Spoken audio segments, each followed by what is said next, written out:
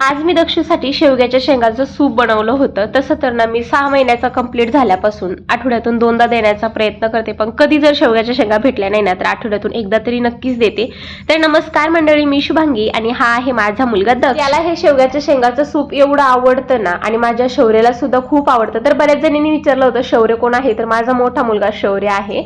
तर इथे मी सूप बनवायला घेतलं होतं. त्याच्यासाठी ना मस्त इथे शेवग्याच्या शेंगा कट करून घेतल्या, अर्धा टोमॅटो आणि तूर डाळ आणि मूग डाळ इथे स्वच्छ पाण्याने धुवून घेतली. हे सगळेच इन्ग्रेडियंट मी धुतलेले आहेत, फक्त टोमॅटो सोडून.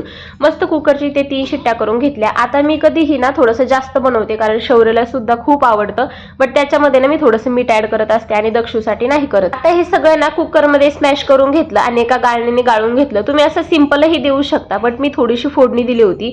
तुपामध्ये थोडेसे जिरे ऍड केले आणि ते सूप ऍड केलं, थोडंसं घट्ट होऊ दिलं आणि लगेच रेडी होतं. तुम्ही सुद्धा एकदा नक्की ट्राय करा, तुमच्या बाळाला सुद्धा खूप जास्त आवडेल. मी कालच एक पोस्ट टाकली होती, तुम्हाला माझ्याबद्दल काही प्रश्न असतील तर विचारा, युट्यूबला आपण एक मोठा व्हिडिओ बनवूया. सो तुम्हाला अजूनही काय विचारायचं असेल तर ह्या व्हिडिओला कमेंट करा.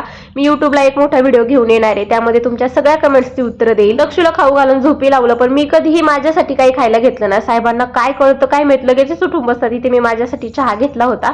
चला आपण भेटू उद्याच्या व्हिडिओमध्ये.